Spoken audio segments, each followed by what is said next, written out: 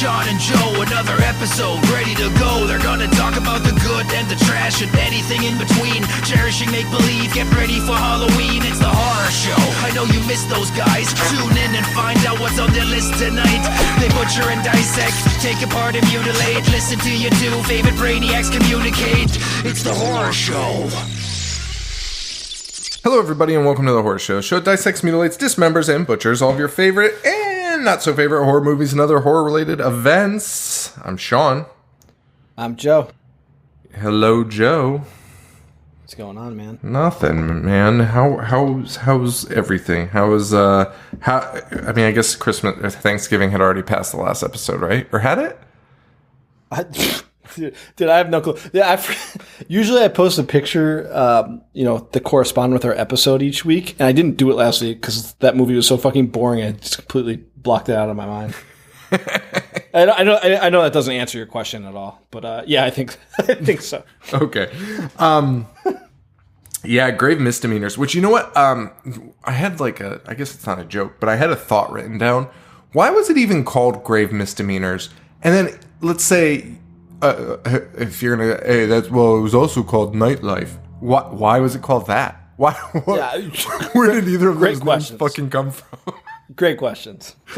Why does a movie like that have three different titles? And why do none of those titles have anything to do with the movie? They're supposed to be a little bit punny, and none of them make a fucking lick of sense to what I saw on the screen. So, fucking weird.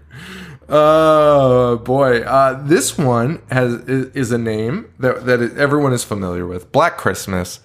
They made a movie in 1974 that was fucking great. Yes. And then sometime in the 2000s, somebody said, "You know what? Let's fucking ruin that." 2006, dude. It's funny. It's funny because I just rewatched 1974. Yep. I think it's like. I know that it's slim pickings for Christmas-themed horror movies, but it's the pinnacle of Christmas horror movies to me. I think it's a perfect film. Bob Clark absolutely nailed the atmosphere on it. It predates the slasher boom, and the main villain, we don't even know. Spoilers alert for 1974 Black Christmas, but we don't know who the killer is. We just know he's a psychopath inside a home, making obscene phone calls and killing sorority girls. And it's creepy. It's super it keeps you on edge the whole time. Yeah. And I remember when they announced this was coming out, and I remember seeing the trailers for the 2006 one. And groaning, being why are they fucking doing this? Because it was the year, if I'm not mistaken, the year before they remade The Fog with the kid from Smallville, right? And that was a huge piece of shit. And it just had the trailer looked very, very similar. So I remember groaning. And I was kind of excited to watch this one. Mm-hmm. Just because so many times we go back and look at things that I thought I hated. And I completely changed my mind about it. This sucked. This fucking sucked. I'm actually very excited to talk about it. And I posted something on Instagram that was this is one of the most idiotic films I've ever seen, and I will stand by that to the very end. But so many people messaged me. It was hey man, I have a really soft spot for this. Really? So there are a lot of people that are it's not that bad, or this is a guilty pleasure. And I don't know why. In the live we do a lot, just for everyone's knowledge. Every Sunday around almost exactly at 8:00 every Sunday, we do an Instagram live, usually running from 30 minutes to sometimes an hour, depending on what we're doing that day. And it's a lot of fun, man. And people are a lot of people are coming in. It's a ton of fun. But anyway, somebody in there had said that there was only one person though. No, I had multiple. Okay, so and I responded to all of them with "Are you sure?" And some of them were giving me in-depth details about why they felt that way. Which if I ever say that to you, I don't care. I'm not making fun of you. You just know that I'm not being serious. Yeah, you don't have to defend your likings to me. I like the worst shit in the world. So yeah, so the person in the chat, and I know what you're saying. Where you're saying you're not making fun of them. Because genuinely, sometimes we watch these movies at periods in our life where we're by ourselves and we're that movie was fun. You know what I mean? I am guilty. doing this constantly. Upon reflection, you might be like, ooh, what was I thinking? And I just want to know, when I say that to you also, I am genuinely like, when was the last time you watched it? Because that's what I said to the person in the chat who was like, I have a soft spot for this. And I was like, fair, I think. When did you last see it? Because it was probably like 10 years ago.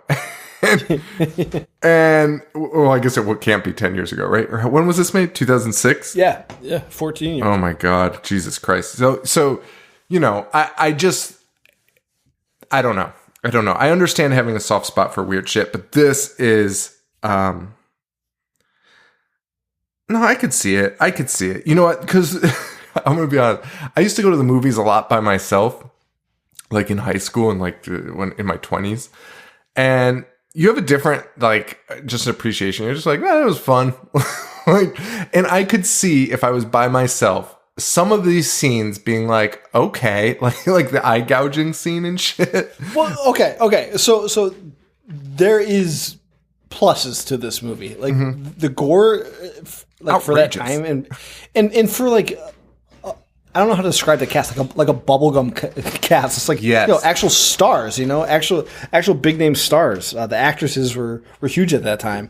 So the gore for that was pretty incredible. I was not expecting that. I was not either. But they took everything that was good from the first movie and just removed it. It's like, just threw that out and kept the rest. But on the plus side, we can blame that fat, bloated, rapey piece of shit Harvey Weinstein for most of this. Because I read that the director did not want to include a lot of this stuff, and Weinstein was like, no, you have to. Like, we have to do this, and we have to include Agnes, and like all these shitty ideas came from that asshole. It was so weird that I read the same stuff, and it's so bizarre. It's so like the business of making movies is fucking a bizarre one to me. Because you know what? You might say, why would we copy Black Christmas, the original, because it's not a hit or whatever. But if you look at it, it's an infinitely better movie. You're not going to make a better movie doing this. Nothing about this makes it a better movie. So, like, at what point are you just like, I don't know, man. It blows my fucking mind.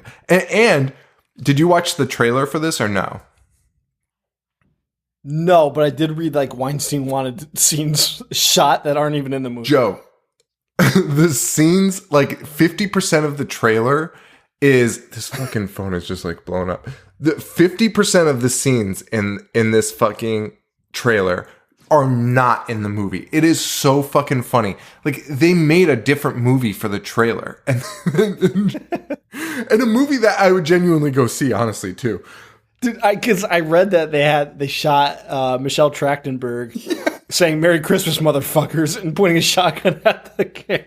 Why would you not put that in the movie? Well, Joe. So one of the things you also read that I had a hard time visualizing that when I read it, but then I saw it in the trailer and I fucking laughed out loud. There is somebody being pulled into this like a spinning blade, almost like a wood chipper, but it's made out of Christmas lights for some reason. It honestly looks like a fucking, like something out of like Batman, like one of the late Batman sequels in the 90s. Like something like Mr. Freeze would fucking have. It was like a Christmas light spinning blades, like made of Christmas lights. And one of the girls is getting pulled in and was like, ah! What the fuck was that? It's incredible. Nothing like that exists in this movie, and I'm so disappointed. Oh man, I was just a lot of stories behind the scenes on this one. If you read the Wikipedia, I'm not gonna like hash it all out, but like, dude, Weinstein just overstepped his boundaries, and like this poor fucking guy making this movie, Glenn Morgan. It's the last movie he fucking makes. Well, dude, that's what I was about to say. So what also cracks me up is Glenn Morgan, him and I think it's James Wong is his name. They wrote a lot of great X-File episodes. So they're like acclaimed writers. And then Glenn wrote and directed the Willard remake, which bombed terribly. So like, why is he being brought back in to ruin another movie? Like, he fucking ruined Willard.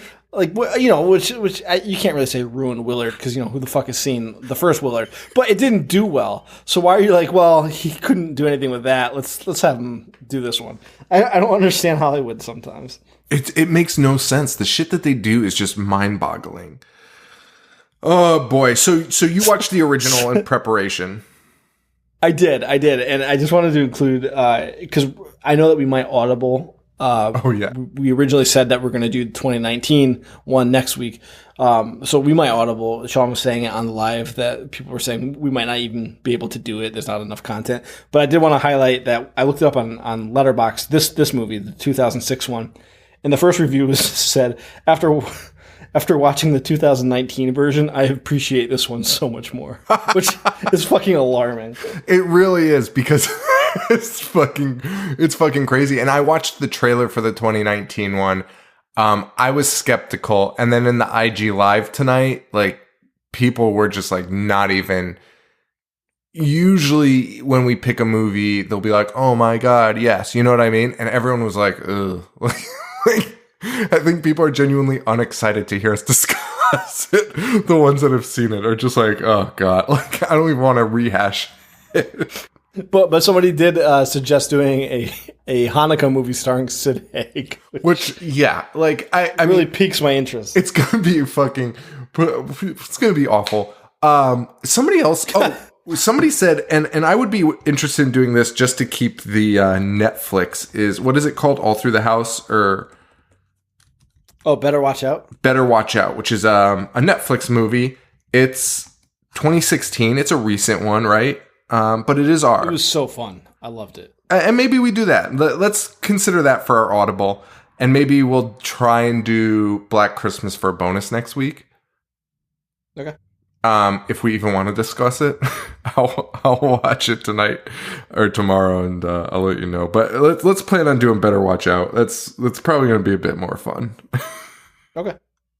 Joe Bob got canceled, I guess, for talking about Black Christmas 2019. Great. I don't know what he said, but honestly, from what I read, he says ridiculous shit. So that's what I said in the chat. I was like, you know, I can like fucking, you know, like if you're thinking like this is the first time he's been like, hey, like bunch of broads, like come on, like is what he fucking says every fucking episode. Somebody was like, Google it, it'll be on the news. I'm like, it's not gonna be on the fucking news. The news, the 6 o'clock news. Joe Bob Briggs. I just Googled it. There's nothing there. It's just on fucking Twitter. Which I fucking hate, man. Can I just... I'm not going to get into it right now. But Twitter's the fucking worst. I've been going on it more since the show started, and it makes me fucking sick. It makes me fucking nauseous. I've been going on it less since the show started again. And that is a fucking brilliant idea. I only go and check like the messages and shit like that, and I'll post like our... like weekly, just like, hey, episodes released. I've just never seen anything so fucking stupid in my whole life. Like the shit people talk about on there and act like they're being so like spontaneous, I guess. I don't know. They're like, hey, ever think of this? And you're like, hey, shut the fuck up. Like I've never fucking shut the fuck up. I'm just saying this movie is so underrated. Shut up. Shut the fuck up. Pissing me off. Anyway, that's Twitter for you. That's why we only use the platform of Parler. Yeah. Catch us on Parler at I Hate Horror. Where you could just say just kidding. Offensive things. Oh man. Anyway, Black Christmas. 2006. Harriet the Spy is in it. Yes. You messaged me. You're like, all these fucking stars. I didn't recognize a single name in this movie. Come on. I swear to God. I swear to God. Except Michelle Trachtenberg, who, you know, Harriet the Spy. That's the name that you recognize? I figured that would be the one you recognize the least amount. We got Michelle Trachtenberg. Anyone else on there? We got Lacey Chabert. Joe, I've never heard that name once. What? What? You've never heard of Lacey Chabert? You've never seen her face before? I mean, some of them looked kind of familiar, but dude, Lacey Chabert's in like. Does Caitlin not watch Hallmark? Dude, Lacey's in Not Another Teen Movie. Is she? I would not recognize people. She's in Mean Girls. Come on, man. All right, so Mary Elizabeth Winstead, she's in the Scott Pilgrim in that Grindhouse movie. Oh, okay. All right. Was she in I'm trying to look. She wasn't in what's that movie called that fucking Paul loves with them fucking wolf masks?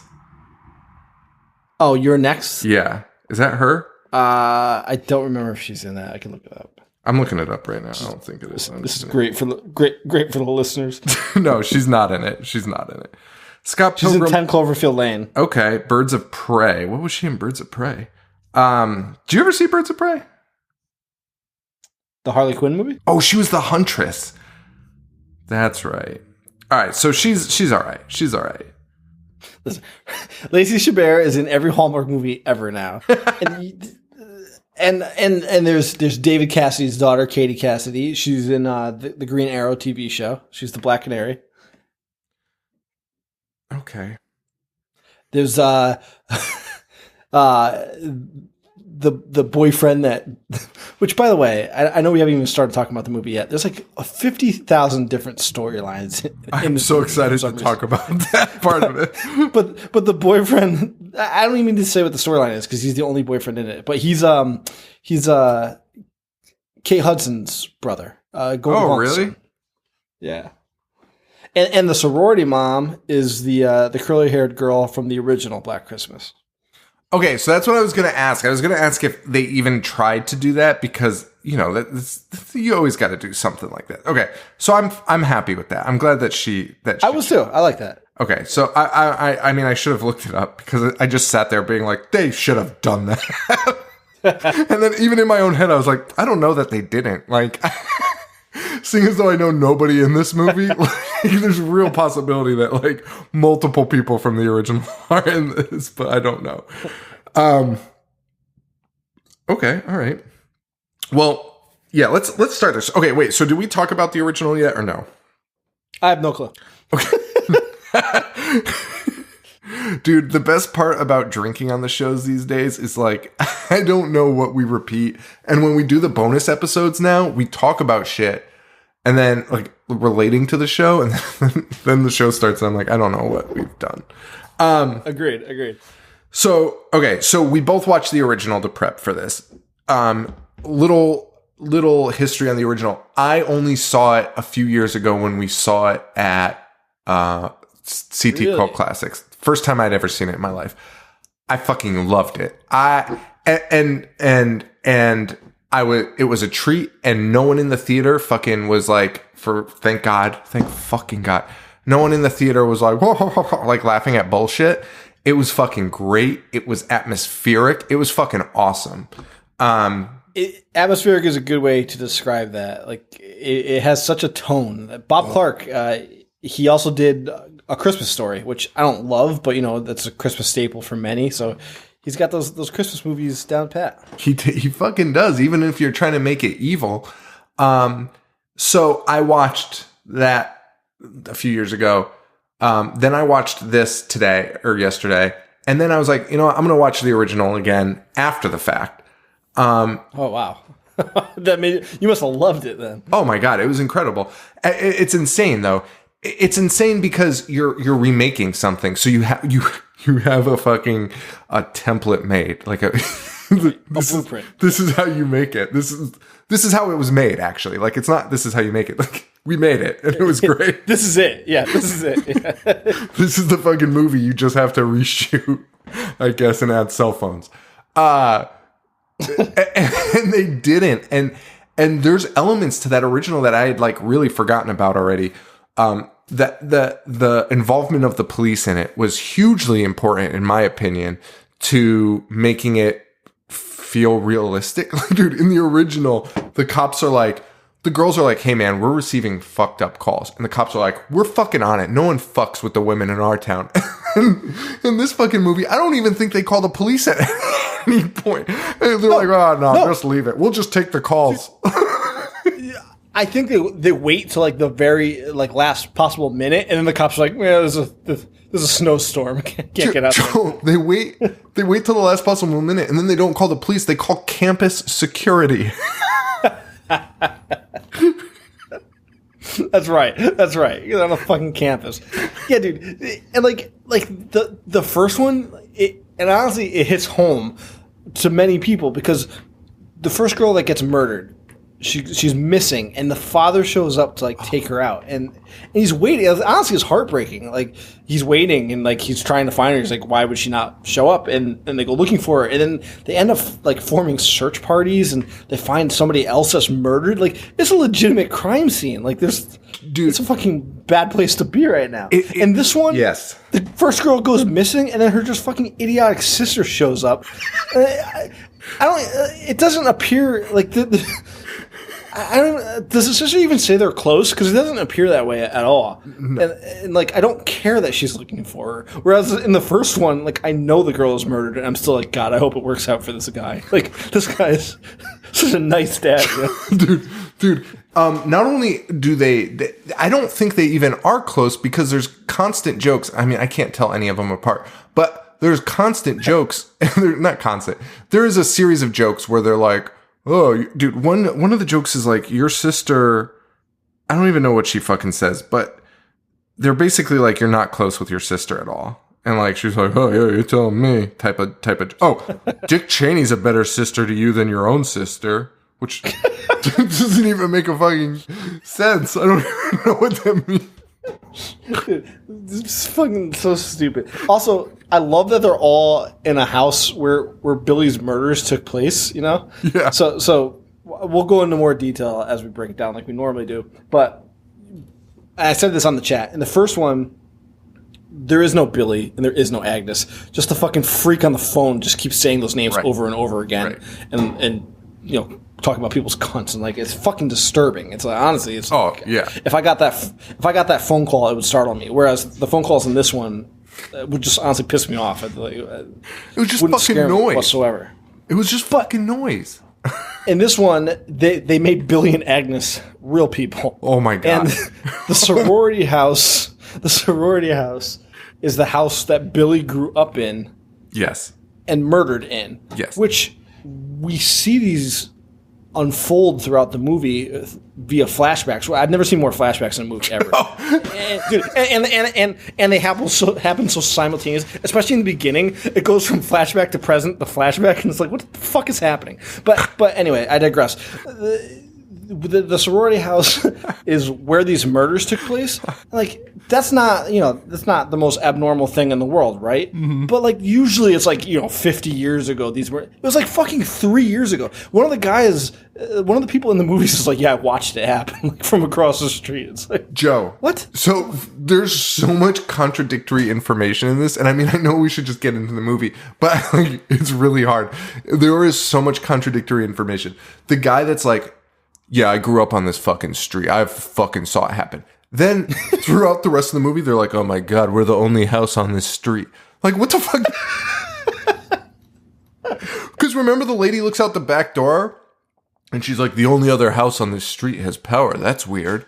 Like, wait. Yeah, but in a flashback, wasn't a kid looking through a telescope? Yes, through a window? at like multiple houses. And so there's that. And then the kid that's like, oh my god, I remember, the guy at the hospital that's dressed up as Santa is like, oh, is this old Billy Lenz, the kid that murdered everyone? Oh my god, I remember when that happened when I was a kid. Dude, it happened in 1992. Because they show the flashback. By the way, the flashbacks start in 1970. And for some reason, we have to watch this unfold until 1992. I know, it's like once a year. When the crime actually occurs. And like, because like, you're like, oh, 70s, 80s, okay, that makes sense for this older man dressed as Santa to have been a child when that happened. And in reality, it's 92, which is like 10 years after this. Or 10 years, yeah. So, like, he'd be in his 20s, early 20s max. Fucking idiotic. Never heard anything so stupid. And like, everybody has lived in that sorority house for some reason. The sister comes, she's like, I used to live here. Yeah. It's fucking ridiculous. Dude. Oh, what? Fuck, I hate, because I know our format is to break it down scene by scene, but like movies like this, I just have to like throw things out. Like, the sister shows back up and she's like, oh, great, Billy's getting presents here too. It's like, that would be fucking, like, that would honestly alarm the shit out of me. And everyone's just like, huh? That wasn't there before. And also, I mean, it's alarming that they give a present to Billy every year. Agreed. And it's ultra alarming because they are claiming that 14 years, which is not a long time. You know what I'm talking? 14 years after a fucking violent murder, an insane murder happened in this house, a frat is in there being like, let's give a present to Billy. Why didn't they tear this fucking down? They would have had to sell it to the frat probably the same year. Like, that's what I'm saying, because that's an older sister who also lived in that sorority house. So like, she had, like, they must have just immediately turned it into a fucking sorority house. You know what this would make? This murder house would make a great sorority house. Oh my God. And also, I do have to say this one thing. Our format has shifted a little bit for us kind of like bullshitting about the points of the movie like this. And I do enjoy that. It actually takes like the stress off of doing it scene by scene, where we can kind of like zip through the movie after. I think it's a greater. I think our format's a little better now. I don't know how everyone else feels about it. All right, good. Well, I'm glad you. Yeah, I mean, I hope everyone else enjoys it because I like that too. Like, I like just fucking throwing out what I'm feeling. Yeah, let's movies get like this. I have a lot to say. Let's get the main shit out because it's been building up in me for 24 hours, and it's like infuriating. Yeah, this is the type. I texted you as soon as I finished watching it. Like, this is the type of movie where I'm like, I wish I watched right before, because I was even more fired up yesterday. Like, what the fuck?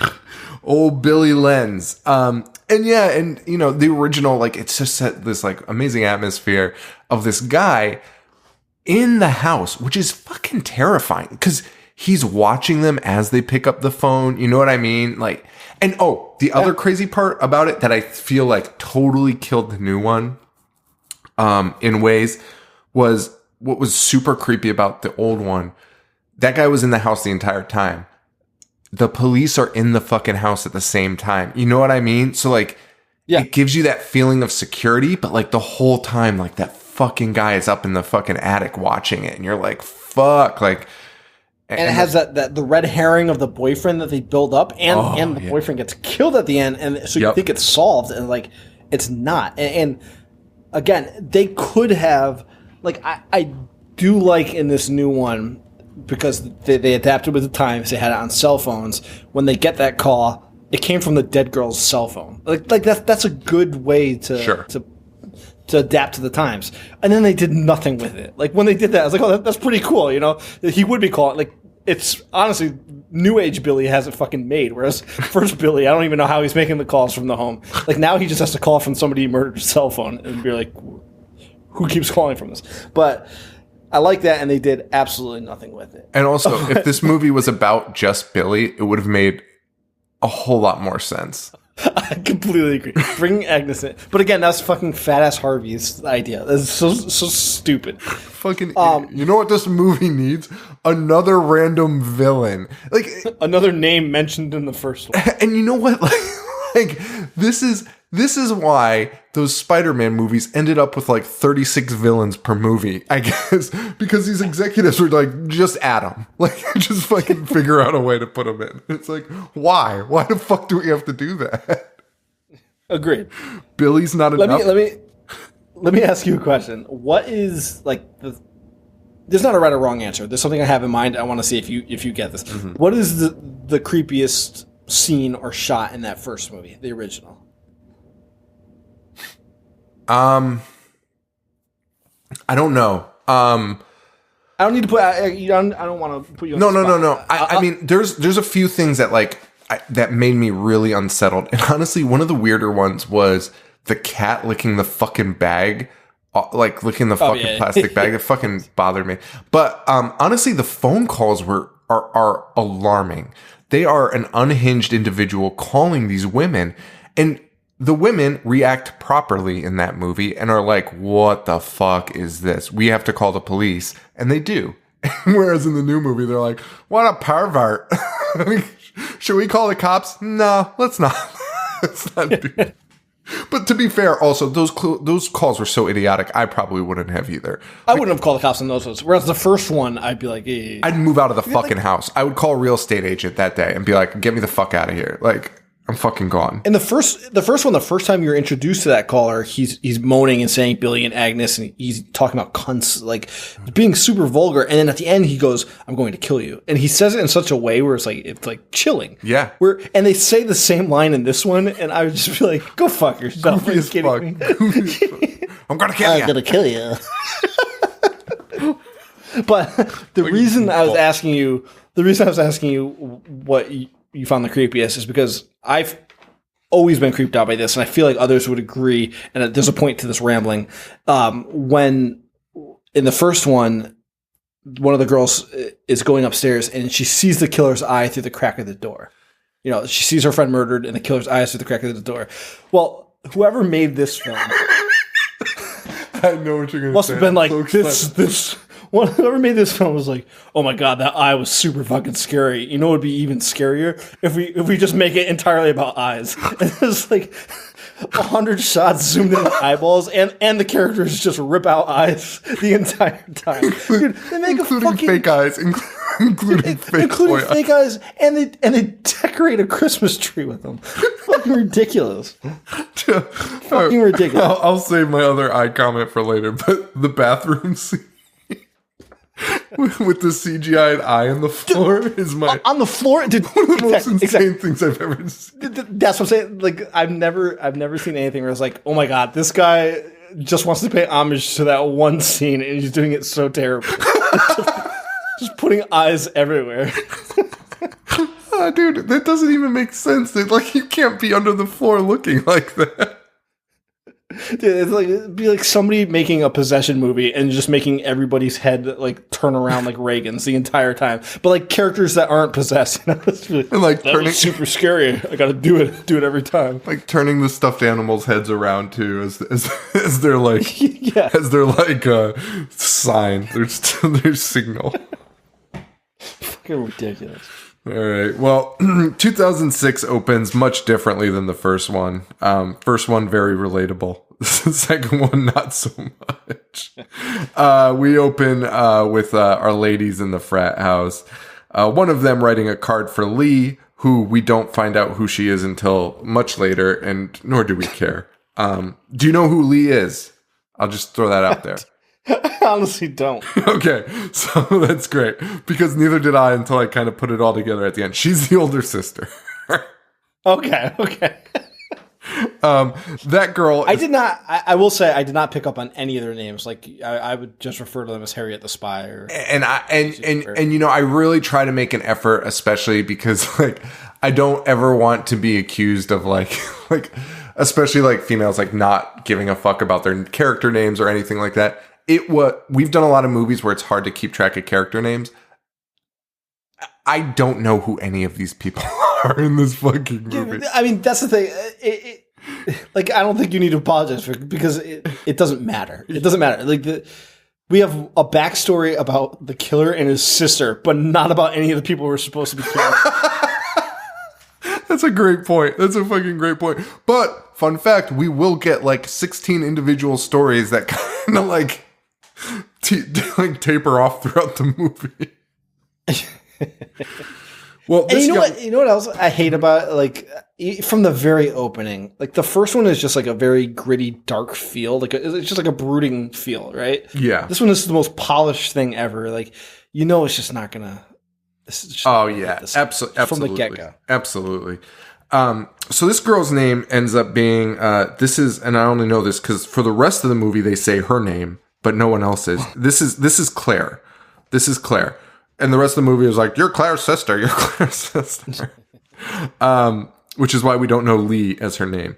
Claire is smothered and stabbed with a pen. So off the bat, we're kind of in the same vein, right? With the guy, somebody's in the house. Yep. Already. So you're like, cool. The problem is we now cut to the hospital for the criminally insane, which... And I already said this earlier. This opening 15 minutes cuts from scene to scene and like from time to time. Yeah. Like flashback to fucking present to flashback. I edited my notes in a way where I kind of like combined them because I could not keep doing the like, and then we cut here, and then we cut here, because it was fucking asinine. Like, it's so painful.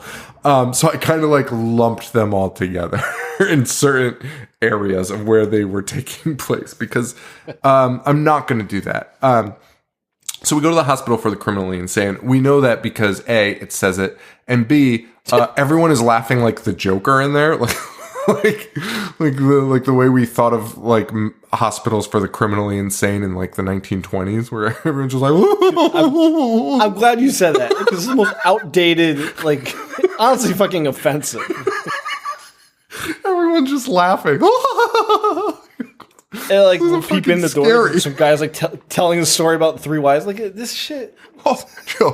Kidding me? The funniest part about that to me was so the guard like opens the door and is like, they're giving out Christmas cookies, which I doubt that they're doing for prisoners, but whatever.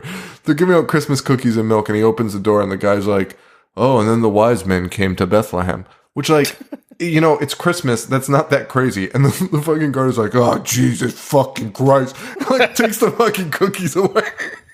Like, the least psychotic thing happening in the scene. And he's like, oh, you fucking lunatic. Fucking Christmas. Which I'm not going to say it because you're going to mention it in 5 minutes, but what the guards are doing is the most insane thing out of anybody. It's so crazy. So Santa sneaks in because the guy dropped a fucking milk carton on the ground and that somehow prevented a locked door from closing. Which, like, we don't need all of this. We really don't need all of this. It's crazy. Sean, especially knowing that he plays no part. Santa Claus is talking like the most maniacal person. You're like, oh fuck, this. Like, either this is Billy or this guy is breaking out Billy, right? That's what I thought. He's just literally just some guy dressed as Santa Claus who walked in because the door was open. He serves no part and whatsoever. He says that. They're like, what are you doing here? He's like, I don't know, the door was open. He has no reason to be there other than for the guard to explain exactly what we're about to see to the audience. It's honestly insulting. It's fucking ridiculous. The guard could have just had like a new guard on duty. Like, why this guy?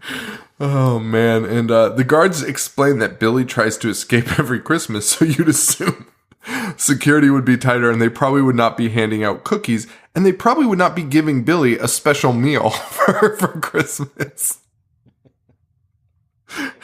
Or why does Billy have allowed to have Christmas lights in his fucking cell? Functional Christmas lights decorating the window in his cell. I know. Also, and a rocking chair. The security guard that's sitting out there is like, Billy does this, and he does this at this time. He's being like super specific. So again, you're like, oh, Santa Claus is going to break him out because this guy's telling him everything. And Santa Claus is like, just a padlock, huh? And the guy's like, yeah, just a padlock. And you're like, okay, like, yeah, this guard sucks, and this guy's going to break him out. None of that matters. None of that fucking matters. It's actually the most insane fucking escape I've ever seen.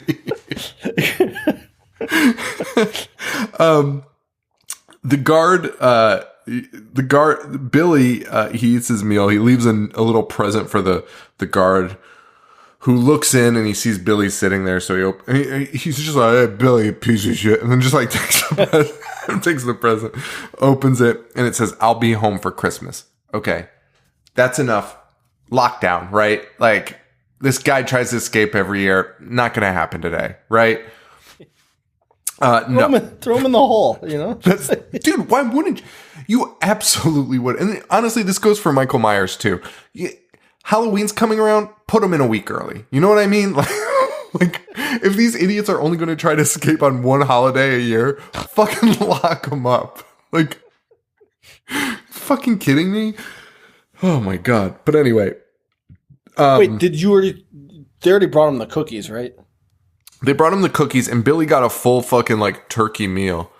Sean. The guy says it tastes like chicken because it is chicken, and they made them shaped like flesh because that's what he did to his mom. And the guard says that he's like, yeah, we do it to make him feel at ease. The guy's in there because he murdered his mother and then cut her flesh to bake him as cookies, and the guards are bringing him actual chicken cookies. Or chicken that's cut in the shape of a holiday. I didn't even pick that up. It's so fucking stupid. Oh my god, I love it. It's fucking insane.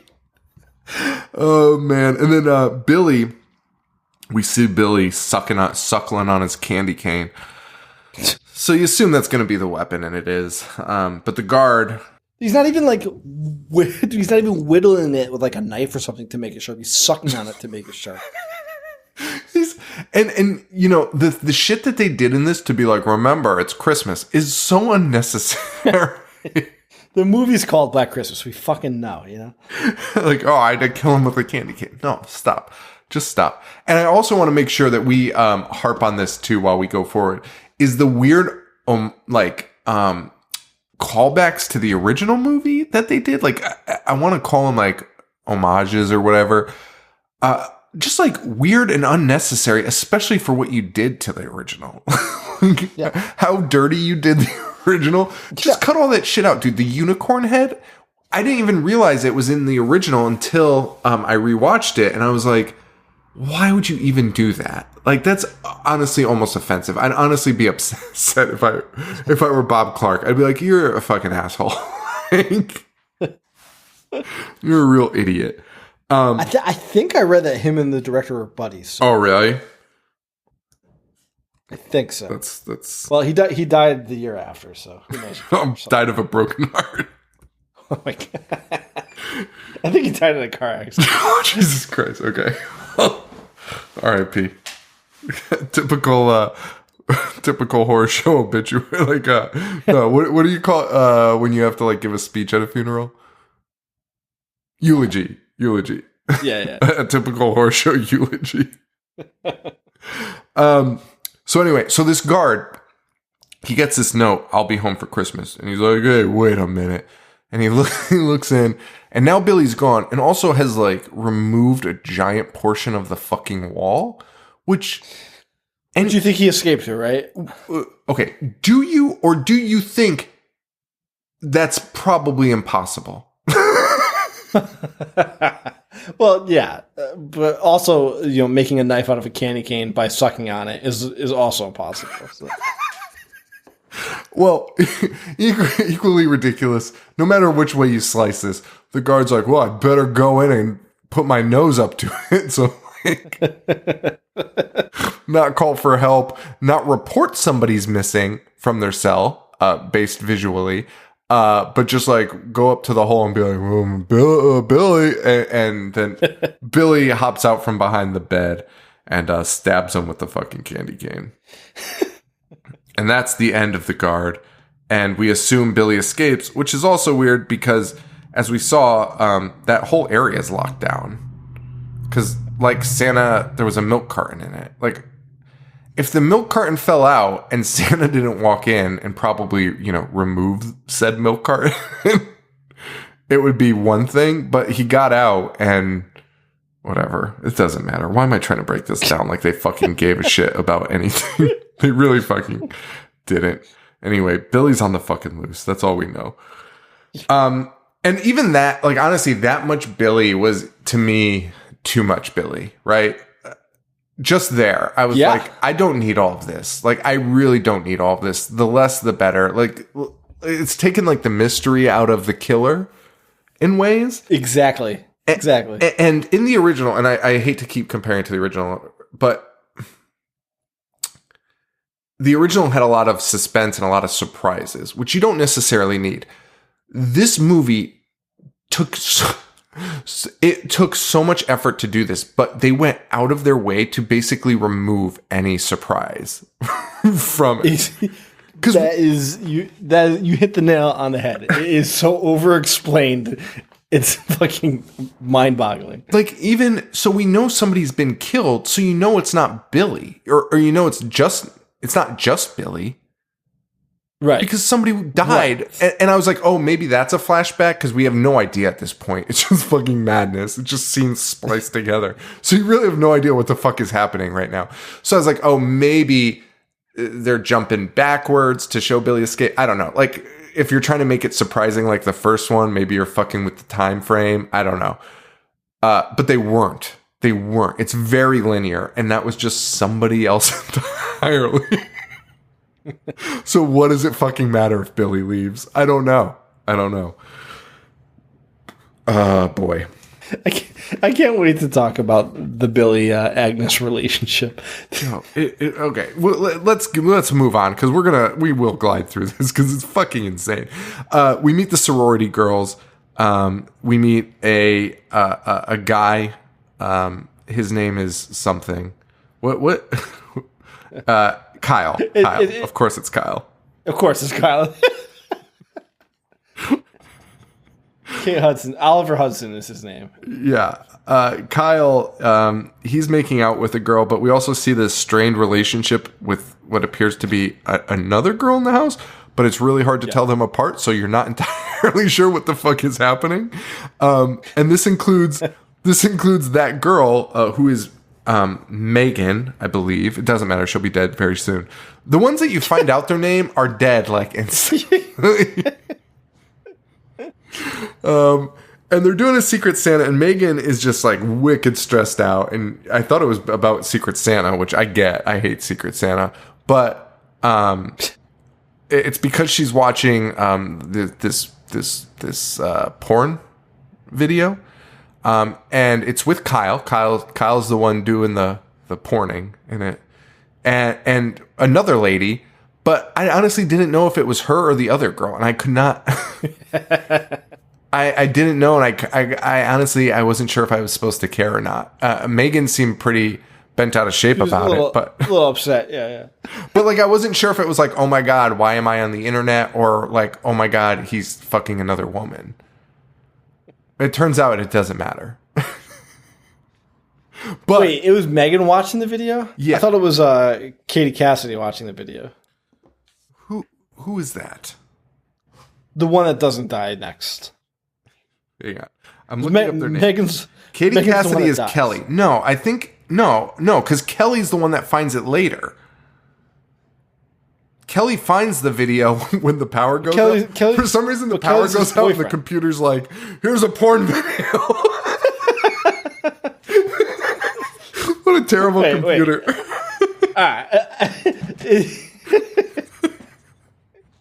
Remove that feature from every computer ever. The power dies and it just shows you your most incriminating thing you have on your computer. Yeah, dude.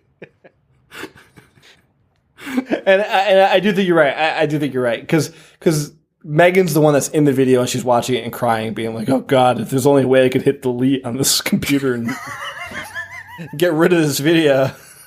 But she doesn't. And then you're right. Then Kelly discovers it later. And Kelly discovers it through the blackout. Which I will get into it. Anyway, we hear a lot of creaking in the attic. And Megan is like, well, that's weird. And she goes up to investigate. Things I'm never going to do is investigate what sounds like a human being in the attic. I'm just never going to do that, dude. Like, I'm sorry. Like, I'll call the police even if I look like a fucking asshole baby. Like, I don't care. Like, go up there. You'll tell me there's a raccoon or nothing up there and it's fine. I don't care.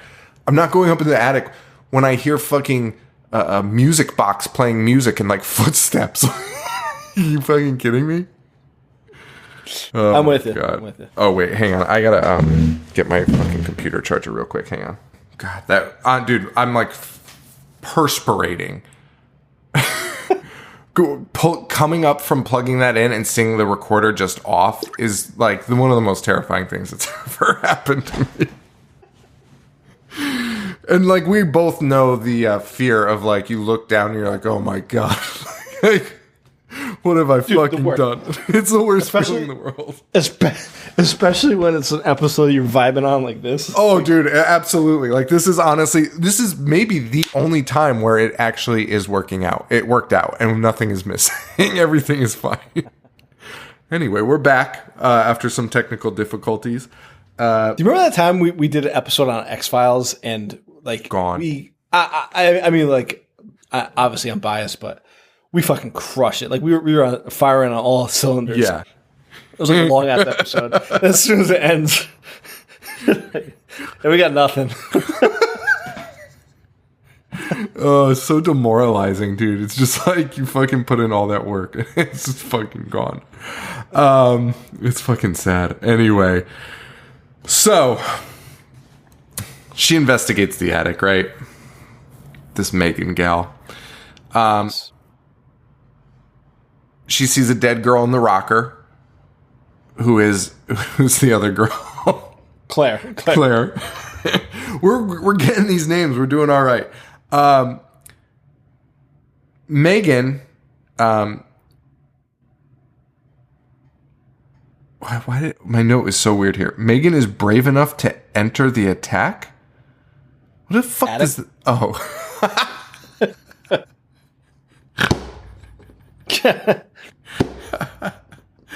Yeah, Megan's brave enough to enter the attic where she's stabbed with something. You know, one thing that bothered me in this was you never really saw a lot of the murder weapons.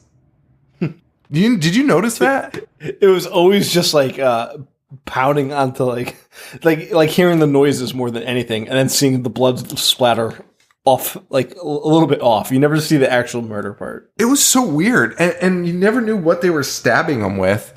It was just bizarre. It was fucking bizarre. Anyway, she gets stabbed, and she gets her fucking eyeballs ripped out of her fucking head. Just scooped right out of her fucking head. It's ridiculous. We go back to the hospital where Billy, like, as if we need more of this. Like, we know Billy escapes, right? No, we don't. We get a scene where Billy kills Santa somehow.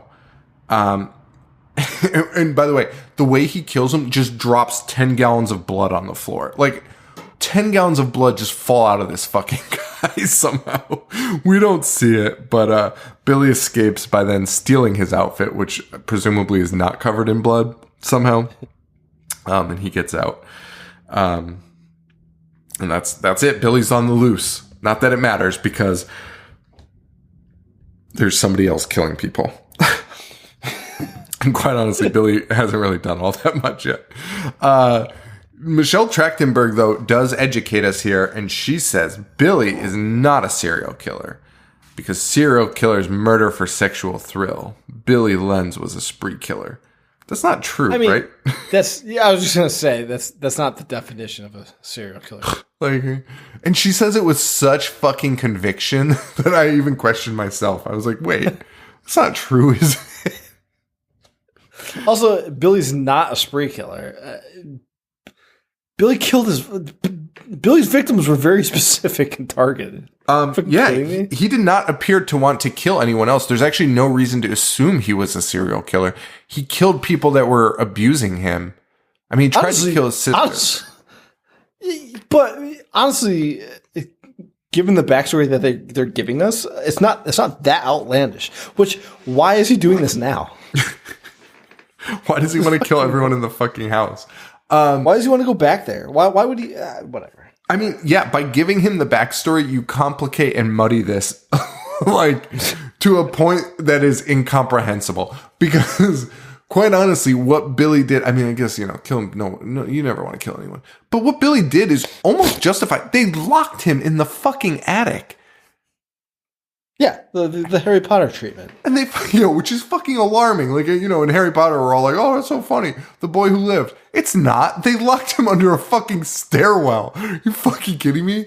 That's like the most... Well, there is that fan theory that there are no wizards in Harry Potter. It's just this boy who's fucking starving to death and being locked in an attic hallucinating.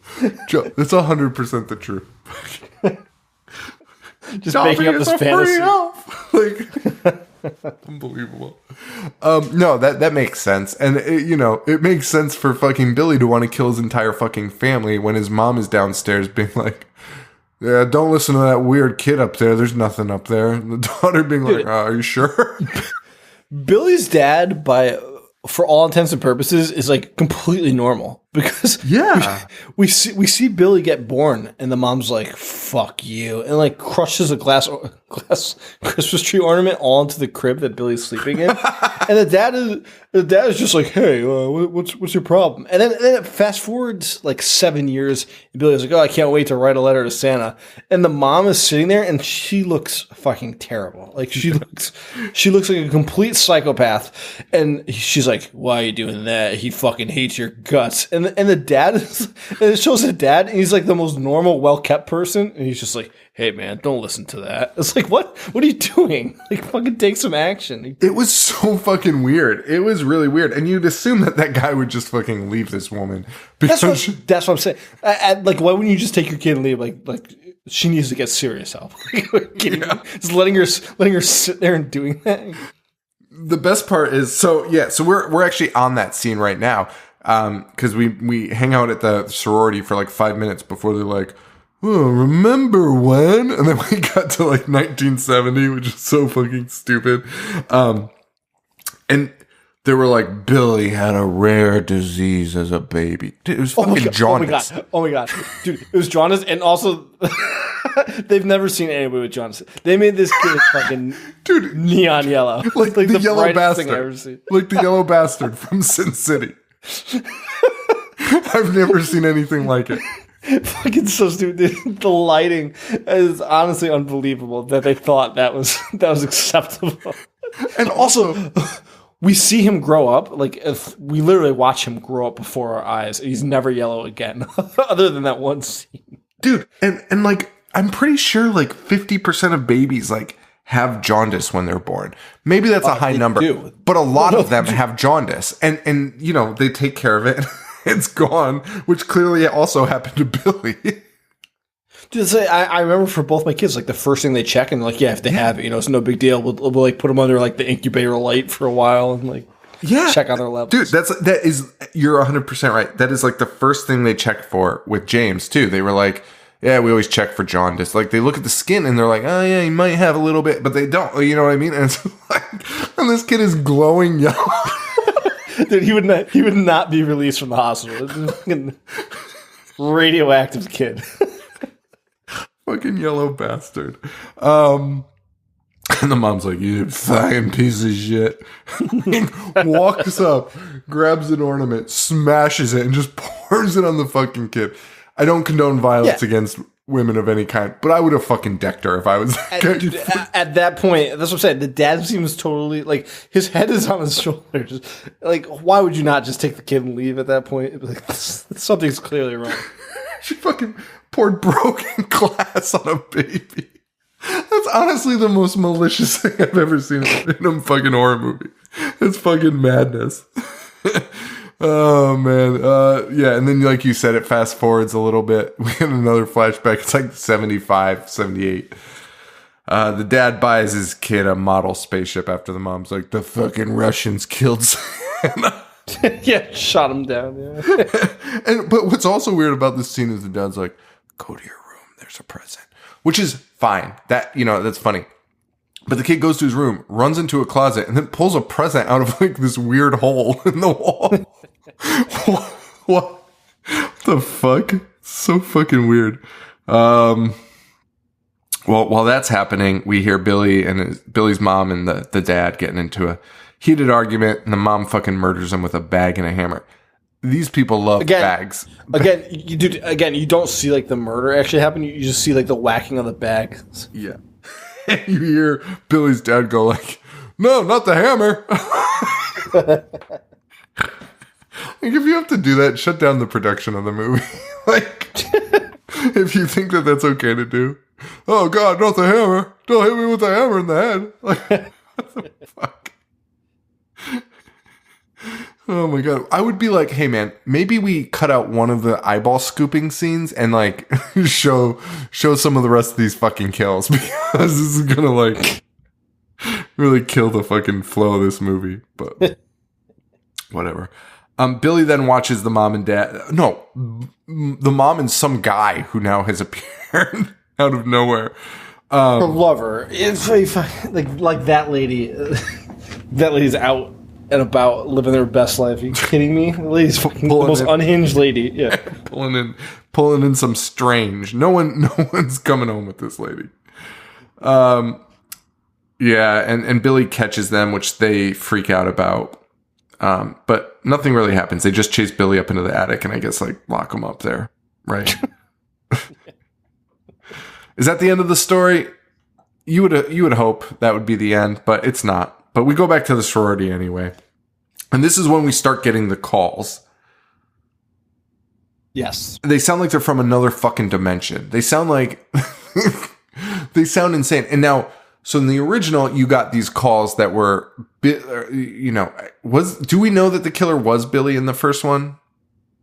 Ultimately, or no? We just know that he keeps saying Billy and Agnes. Billy. Okay, so we know nothing about the killer in the first one. So the killer in the first one, he's making these calls and saying like these fucking weird things and doing voices, right?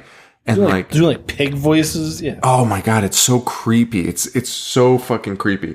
But in this one, you have them doing that, but it's also like tying in now to the story that we're learning about, and it's a whole lot less fun and also inaudible. Like it is so hard to hear what the fuck this idiot is saying. Whereas in the first one, you're like, oh my god, this dude is fucking doing voices. It's fucking weird. You know what I mean? Like, right. Doing female and male voices and like talking to himself and like, so yeah, they're doing these voices and it's not hitting, right? Right. So, and this is the scene where we also learn they're coming from Claire's cell phone. Right. So like you said, great idea, right? Fucking with them. Yeah, make it modern. Yeah. But there's a scene later with the cell phones that like really fucking bothered me, where they see the light on the ceiling. Do you remember that scene? I do.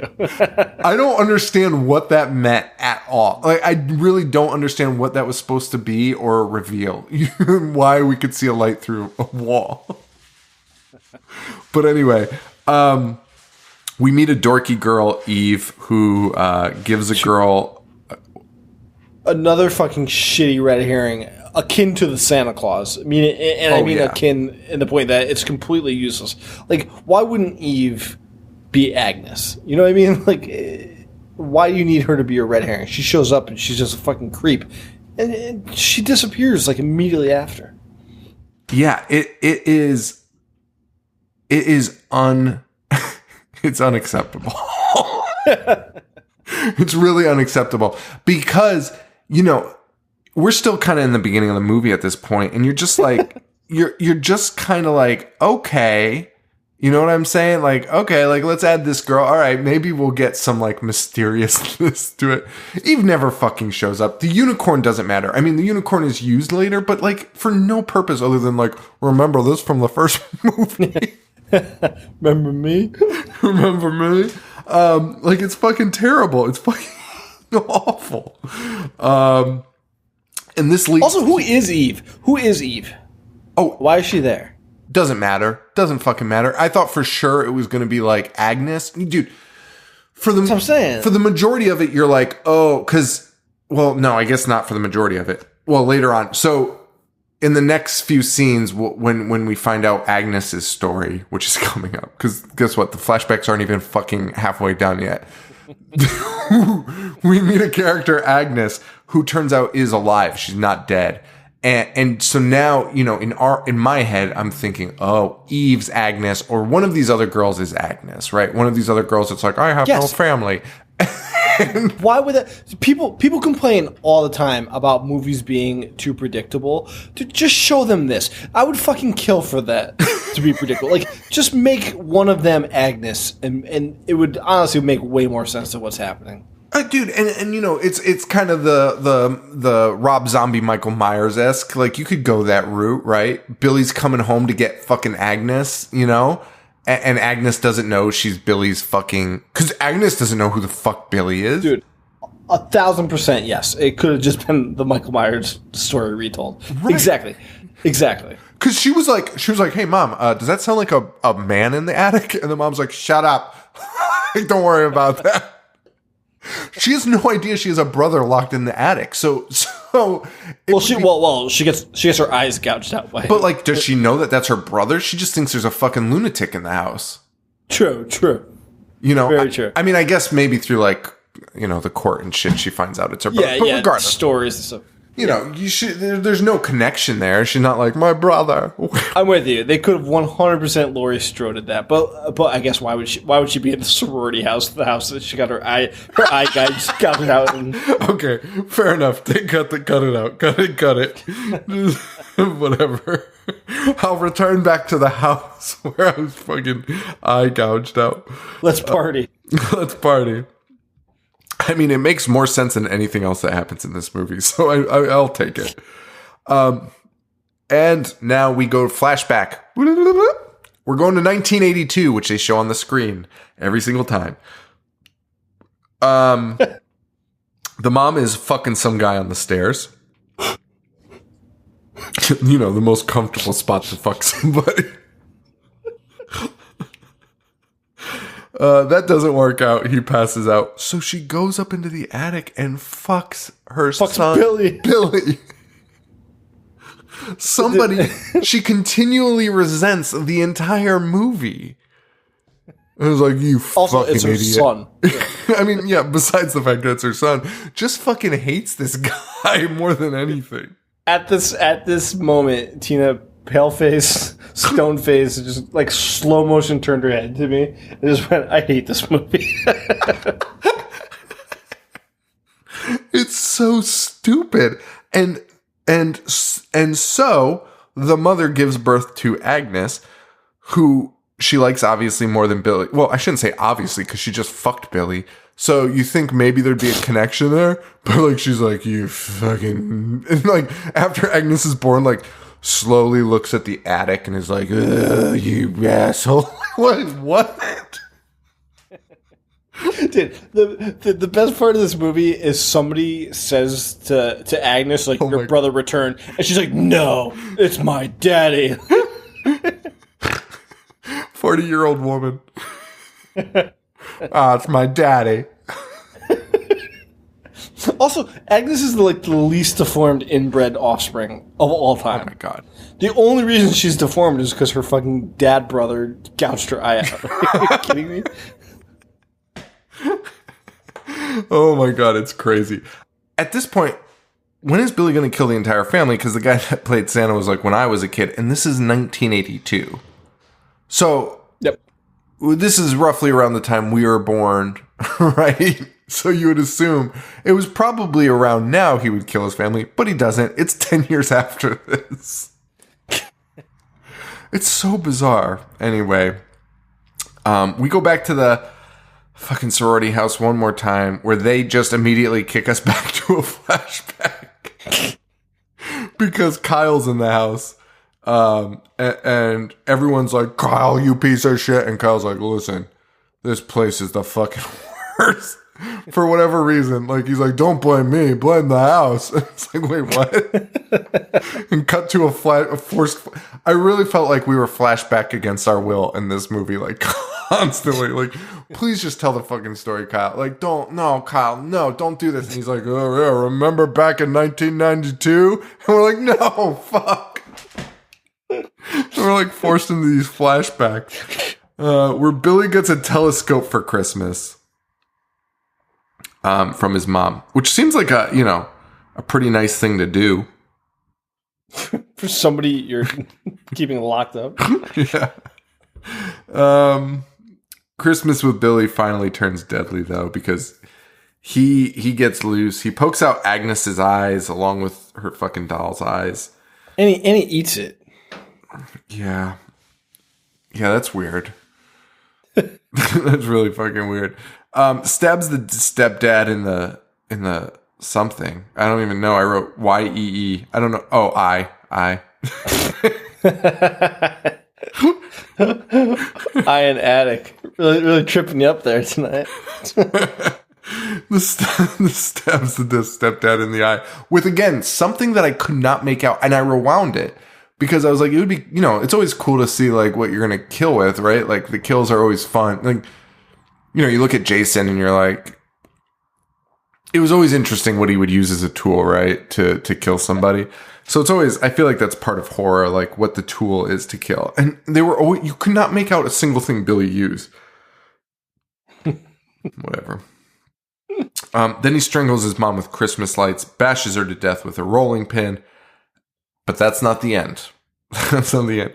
He sees some cookie cutters and he's like, oh, I know what I'm going to do. Dude, imagine cookie cutters being that sharp where you could just cookie peel cutters. the skin off. You can barely cut dough with cookie cutters. Like, it's a fucking headache. I've used them. It's a fucking headache.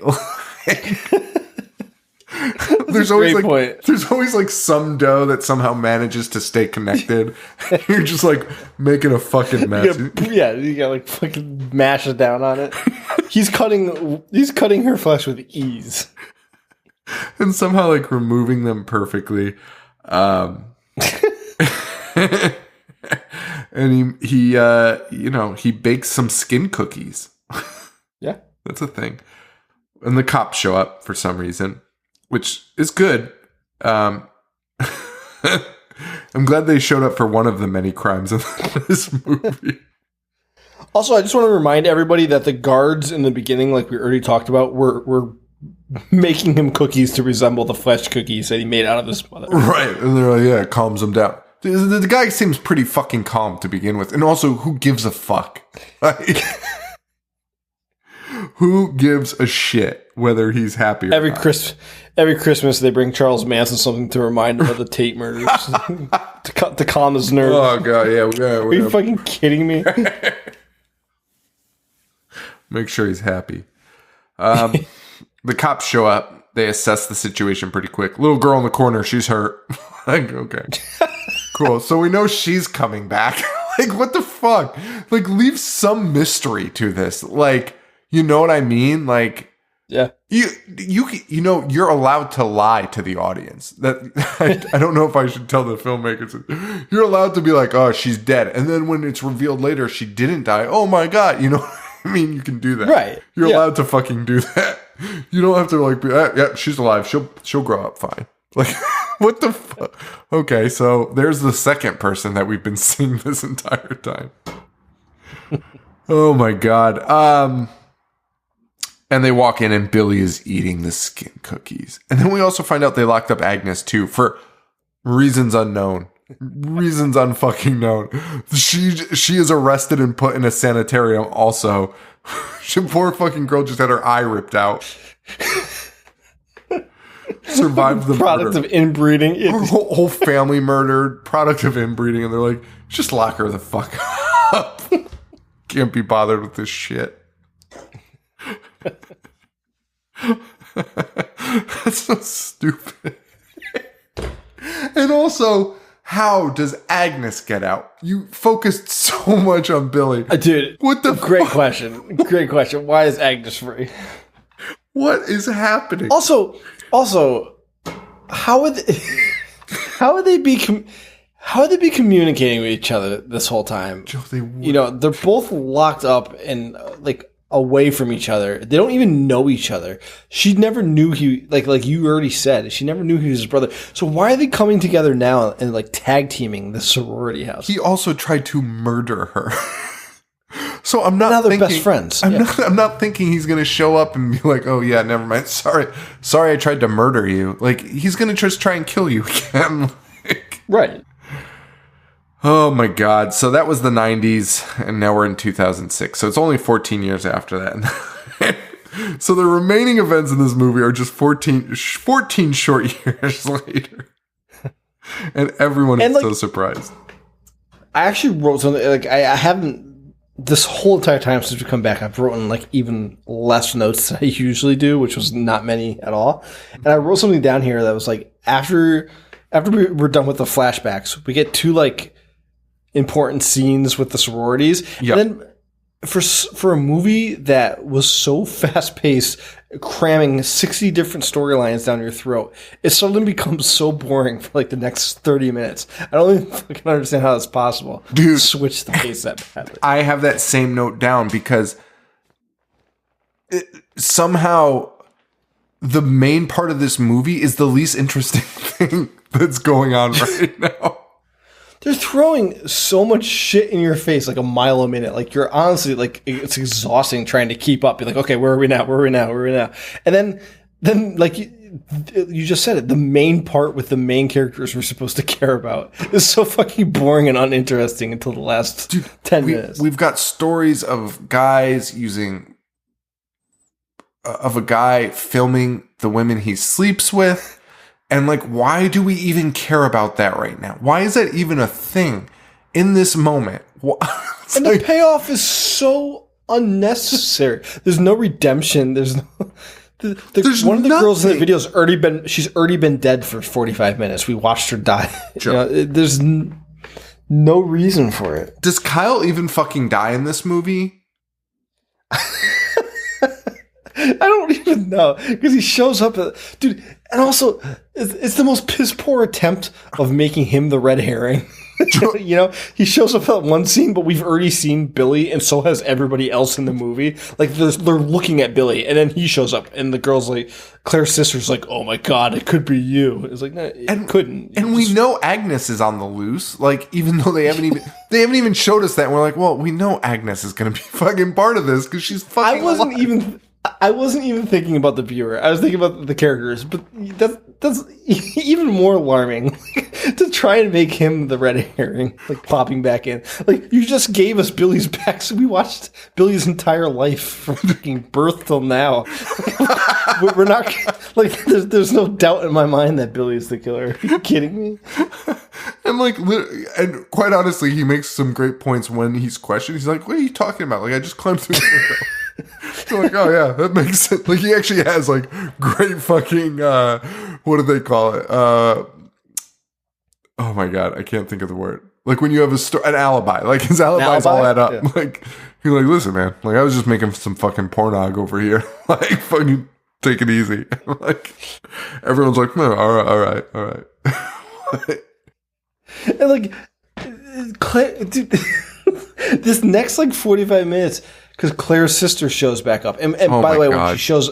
This happens right now. She shows back up. Yes, and when she right shows here. up, everybody in the sorority is like spit takes. Like, dun, dun, dun. Like, spits out their drinks. Like, oh my God, it's Claire's sister. Why? Like, why would you even care? And we talked about in the first one how, like, the father is, like, heartbroken because his daughter's missing and, like, very concerned in finding her. This storyline couldn't have less of an impact on me. Like, I couldn't fucking care less if Claire's sister ever finds her sister. Dude, they refuse to acknowledge that these people might be dead because, like, again, they haven't done anything. There's no police officers involved. So the level of intensity of this whole thing is dropped dramatically. Because at least in the first one, the cops are like, you should all be very fucking afraid. You know what I mean? And in this one, there's no one saying that. Everyone's just like, well, I guess it's fine. And you're like, wait, why?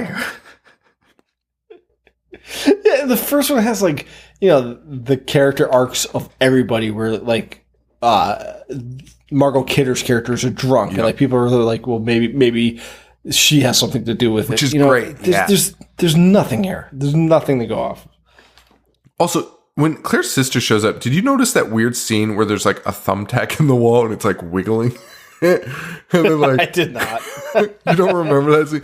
Joe, no. It was what they tried to use is like, oh, is this freaking you out? It's like the least freaky and most bizarre shit I've ever seen.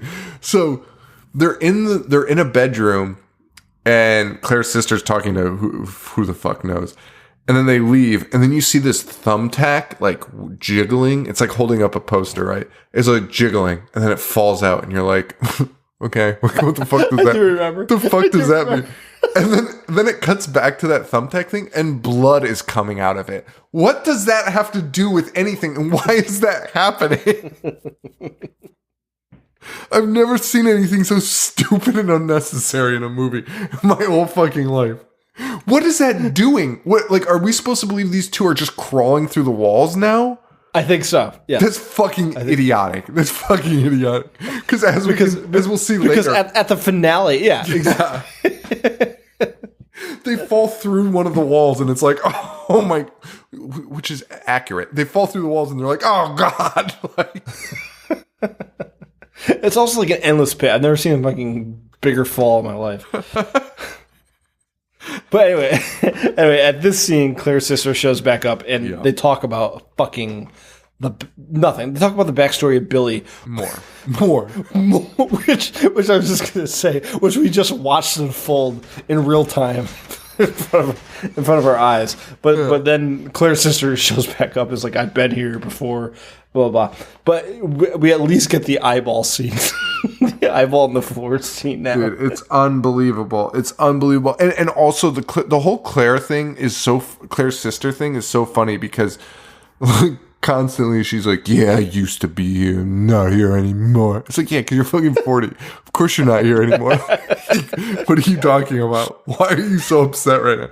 Yeah, you fucking was a part of this sorority, don't worry about it. Like, you're not like shrouding this in mystery. Like, who gives a fuck? I don't even know who you are. Like, why? And we just mentioned like Margot Kidder, right? And how she was like she was like the party animal. They tried to do that with one of the girls who was not one of the main girls, which leads up to this eyeball on the ground scene. Because the girl's just like barfing, and they're like, "Oh my god, you need to go take a warm shower." And it's like, what? Why are you putting this in here? And the only reason for that scene is to see that fucking Billy or Agnes, whoever it was, like, is somehow under the floor in the ground between the second and first floor. Which I'm like looking at my house, right? The plywood would have to have so much space in between. Joe, it would. You can't fucking do it. Most houses you could barely fit like a new duct system to put in central air. You cannot do that. You can't fucking do it. Freaking eye in the tile. And my favorite part is the eye. So like somebody kicks up the first tile, right? And it reveals a hole, and there's like a CGI'd eye in it, which is so stupid. But then the eye moves, and you just like see a tile like get fucking popped out with the finger, and the eye's in a new spot. Like they've got like little secret eye holes everywhere. So dumb. And this is where I really was like, this story is so disjointed because we've got random people throwing up. We've got the whole presents gimmick, the whole Secret Santa, which they won't shut the fuck up about. Every scene, they're like, what about Secret Santa? Dude, they're still trying to unwrap gifts in all of this chaos. Like, and they tried to incorporate like arguments between them. Like one of the girls was like, yeah, why don't you go do this? And like the girl like stops while she's walking away, and she's like, well, why don't you? And it's like, it was, yeah, you're right. Like there was dissension among the group, but it doesn't matter. It doesn't matter. I didn't know any of them were close to begin with, and they never like in a normal movie they would like team up, you know, right? Like this like a super group of like that doesn't sorority sisters. They just all fucking die. Oh my god! And now we wrap up the random pornog storyline, the cheating pornog storyline. Now because like the girl you said Kelly, Kelly, yeah. Kelly is in the bedroom with fucking Kyle, who's like still kind of lurking around randomly. Whenever they just need him to be in the room, he just shows up, like by climbing through windows. Yeah, he's like what's his name from Ferguson? From Clarissa. Sam from Clarissa Explains It All. Yeah, he's just climbing in with a ladder, being like, "Hey, babe," like what? And it appears he's like he does this very easily, and somehow everyone's like, well, how are you in here? And he's like, oh, climb through a ladder. They're like, oh, okay. And then this was the scene where they're like, will Kelly or won't Kelly find out about this video on the screen? Which again, I'm not sure if it was Megan or Kelly that was filmed. Who the fuck knows? And who knows what her reaction will be, because I'm not sure who's in the video with her. And then the power cuts. So you're like, oh, she'll never see the video. Like, as if this matters. It's not part of the fucking story, but we have to worry about it right now because the power cuts out and you're like, oh, that's the end of that.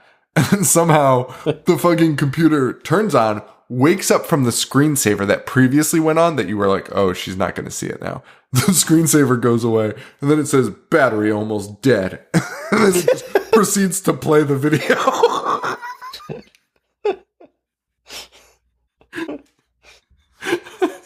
It's the most chaotic fucking computer sequence I've ever seen. And dude, imagine if you're Kyle in that moment. Also, like, it's 2006. You know how maybe if it was like 96, you'd be like, okay, they didn't know what the fuck the internet was. Dude, imagine you in this situation. I mean, Kyle's a fucking piece of shit. Fuck Kyle. But imagine you're Kyle in this situation and you just watch this all unfold and you're like, please, when will this computer stop doing something? Like the computer fucking wakes up from a sleep state and you're like, oh my God. And then thankfully there's this warning bar over the whole video that says power, like, no power. And you're like, oh my God, thank God, please stop doing things. Then the message disappears and the movie starts playing. Jesus fucking Christ. The worst thing ever. Oh man. Dick Cheney's a better sister than your own sister. That line happens now from Harriet the Spy.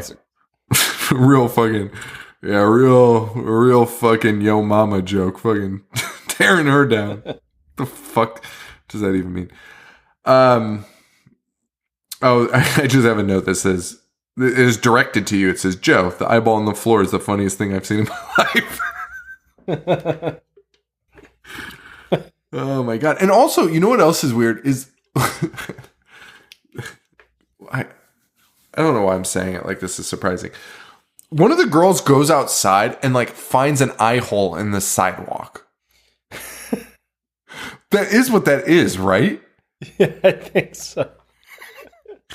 Like this, I would, you know what, we should really try to sit down with the director or the writer of this movie and be like, do you know how things work in houses? Like, do you know how homes work? Do you know what a sidewalk is? Like, a sidewalk is just fucking concrete that they just threw on ground. Like there's no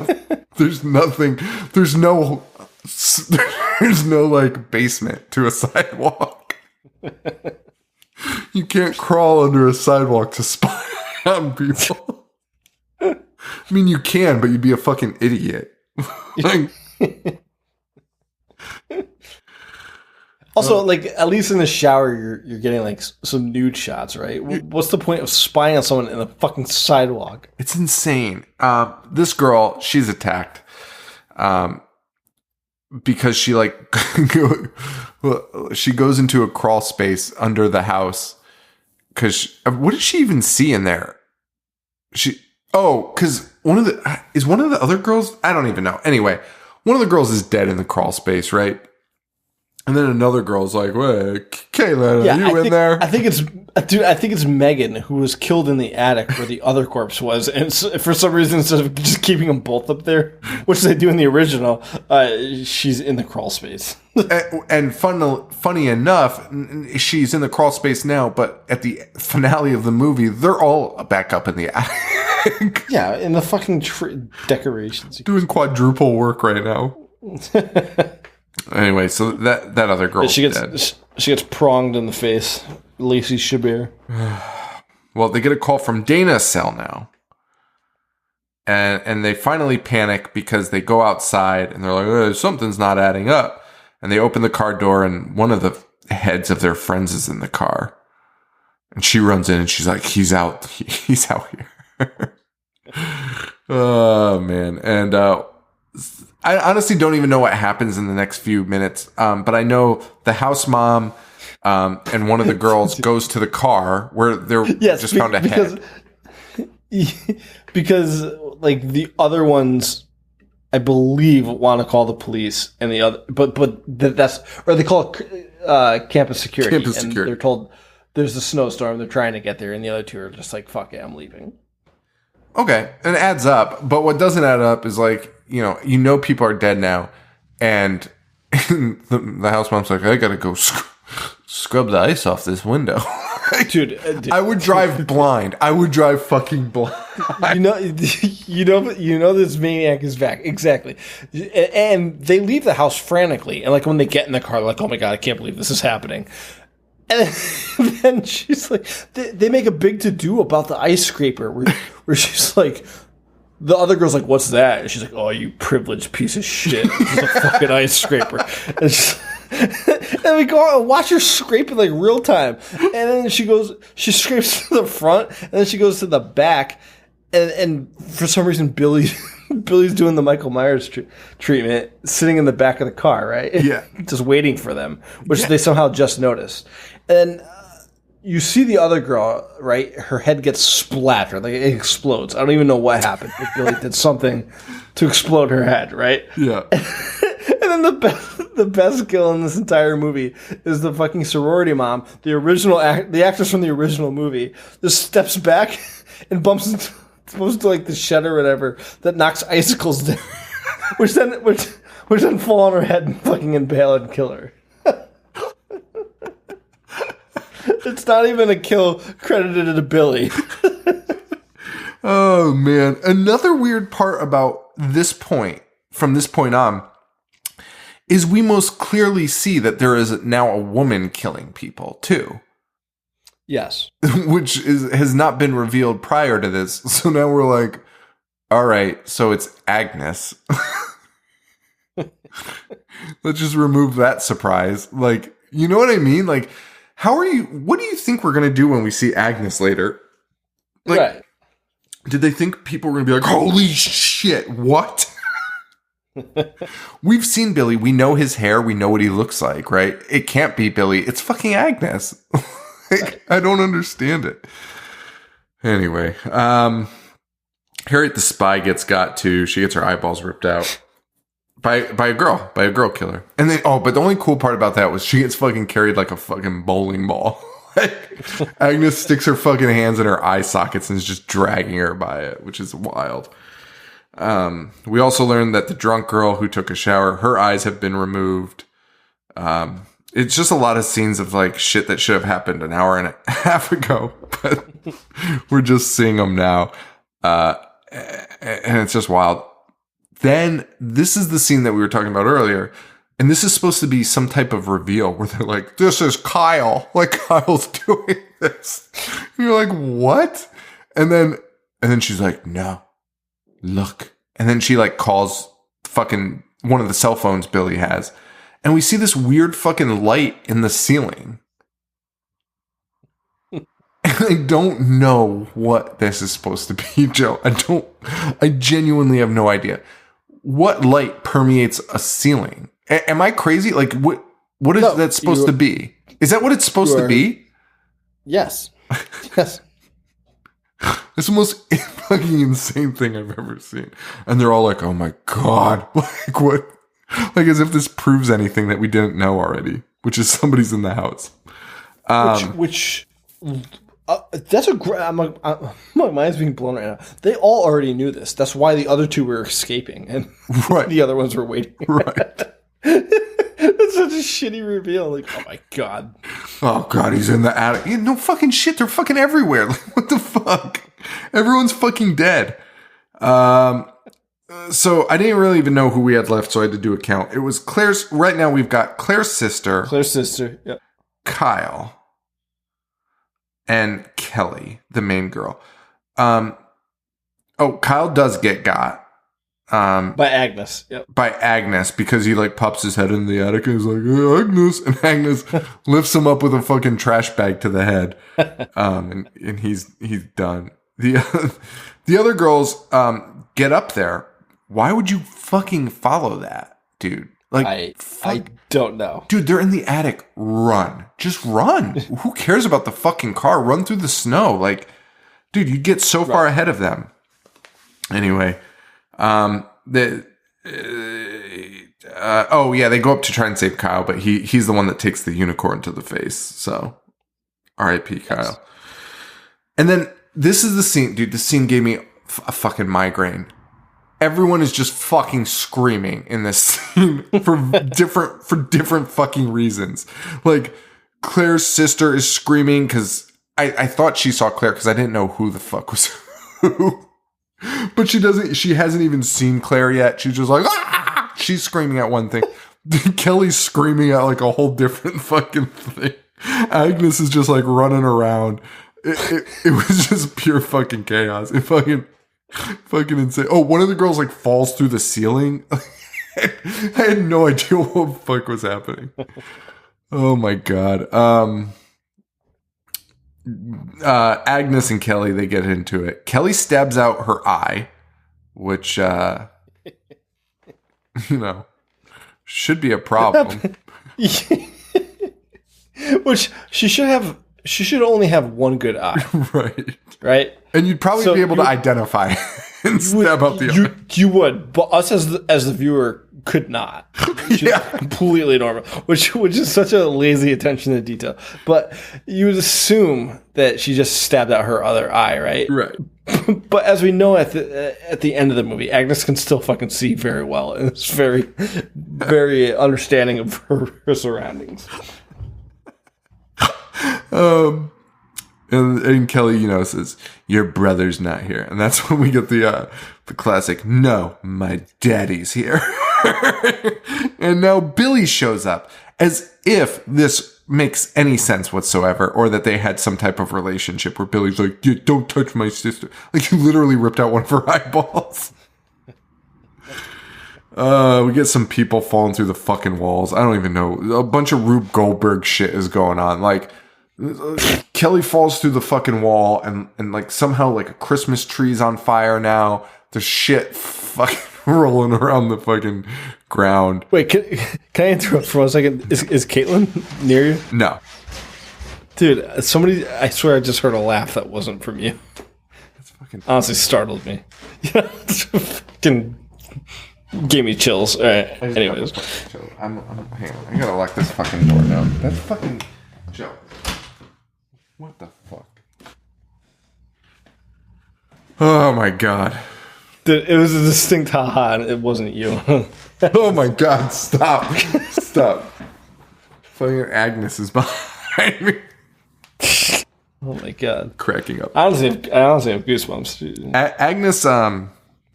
Agnes does have cat-like skills. She somehow hid and dropped ceiling tiles. Agnes is like a big gal too. Like she's like pretty fucking built. And later in a scene, she's like just like hanging out on drop ceiling tiles that literally crumple if you fucking touch them.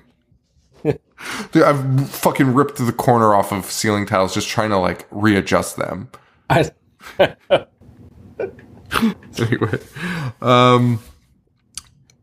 so anyway, they're stuck in the wall, and then we get this like wall smashing scene that the logistics make no sense. Somebody's sister, what's her name? Kristen's, whatever. Claire, yeah. Claire's sister is like, oh my god, they're in the walls. Not something you'd really think about. And then it just like starts punching holes in it. And then fucking Billy is like, oh, it's me. Like, what? Why? And then she's like, oh god, she must be over here. And then runs across the fucking house to a totally different wall and punches that wall. And that's where she is. And it's like, what? What the fuck? You see her run across the house. Why would you think she's over there? She was. She was, and she escapes that way. This somehow triggers a flaming Christmas tree to fall into the fucking walls and light Billy and his sister on fire. And then one of the gals, she fucking throws paint thinner all over the place and runs. So you assume like the place is going to burn down with them inside of it. They're dead, you know. Yep. But we get a whole other fucking scene at the end of this. I mean, we basically watched them burn to death. The entire house is on fire. Dude, they're and they're stuck stuck in the walls. Fucking torture. It's literally like one of the worst ways to die I could ever think of. Because you know you're going to die, right? Like, there's no saving you. Dude, people die like in their own fucking beds when the house catches on fire. Imagine being stuck in a fucking wall. There's no fucking chance. Anyway, we cut to the hospital. Claire's sister and Kelly have this very touching moment where she's like, should I open up this present for my sister? She does. It says family first. Fucking Fast and the Furious style.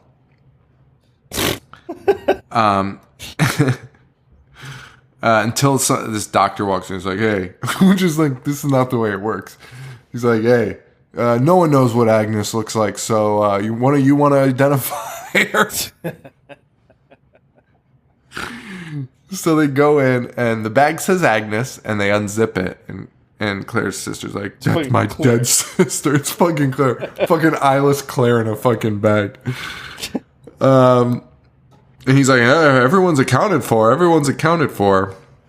Nope. Agnes is alive and fucking kills her.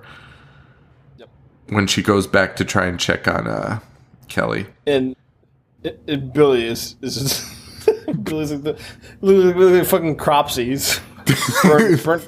Burnt to a crisp, but he kills the morgue assistant.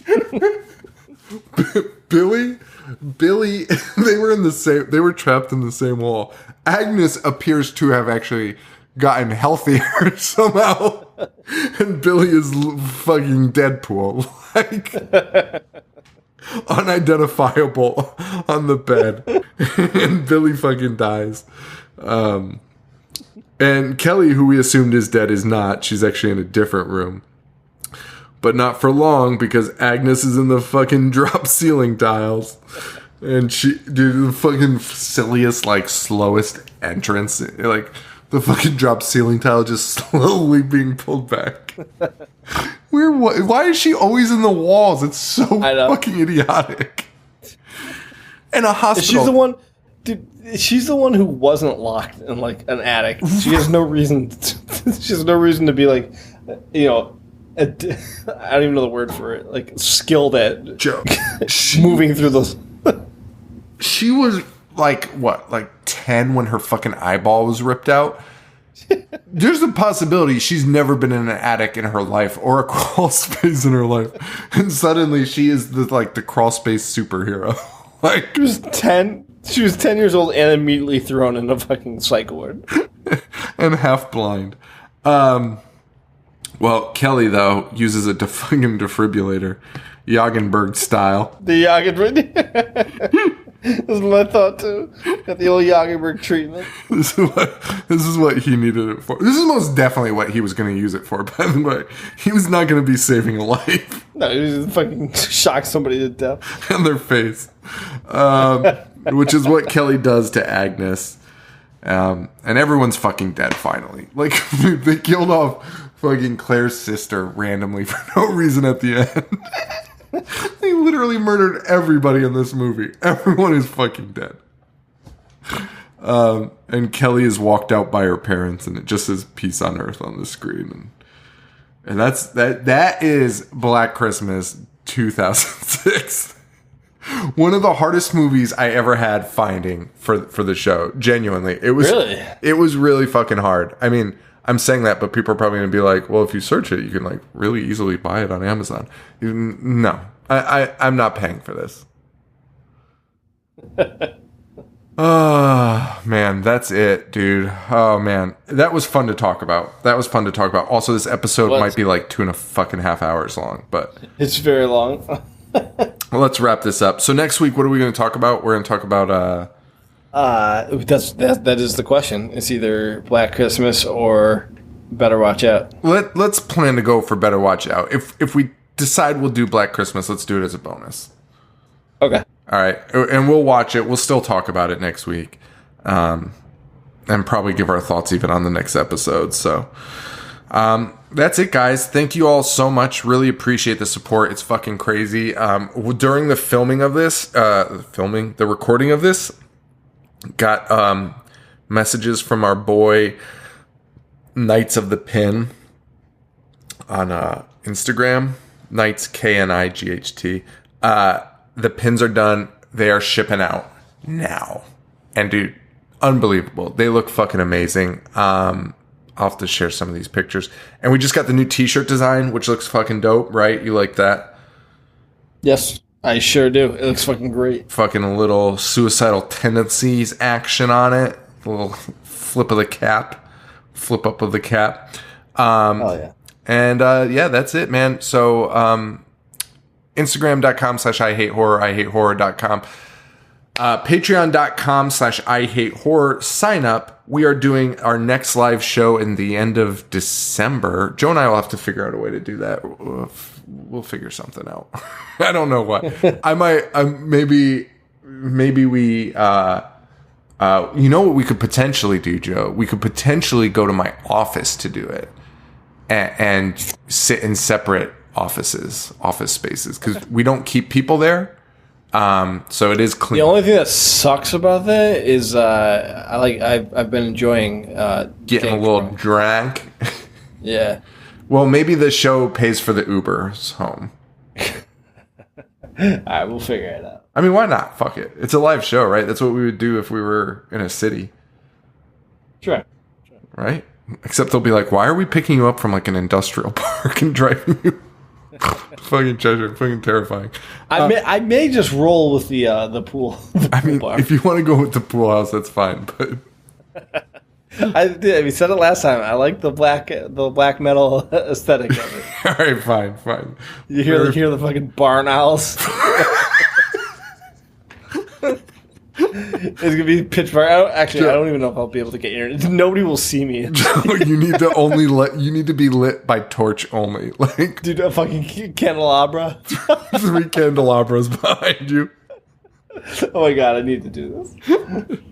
My dad's gonna be so mad when Joe, he goes into the fucking shed. There's candelabras and fucking like 20 White Claws. 20 White Claw cans. He'd be so mad. This is mine. That might be the most disappointed day of his life. What the fuck is happening? I can hear him upstairs with my mom. Their son's a fucking asshole. Gets out of control. Where did he even get 3 candelabras? Dude, where can I get a candelabra? Probably like Goodwill. I don't know. I'm gonna Google it right now. Oh, that's it. So I already plugged everything. We're also on Twitter at like I Hate Horror Show. I don't know. Yeah, I Hate Horror Show on Twitter, but like don't whatever. Joe, what are you at? Instagram, Boognish1985. All right, guys, that's it. Thank you all so much, man. Really appreciate it. We got so many great messages from y'all, and it's been it's been a pleasure. So stay tuned. Hop onto Patreon. The end of December, it's going to be great. We got a great movie for you. And that's it, guys. Thank you so much. And for Joe, this is Sean. Stay weird. Thank you. Adios. I dissect. Movies all fucking day. Wanna play? I'm gonna watch what I'm not supposed to watch. Fucking zombie getting sliced and diced. Monster. Mutilate. Butcher.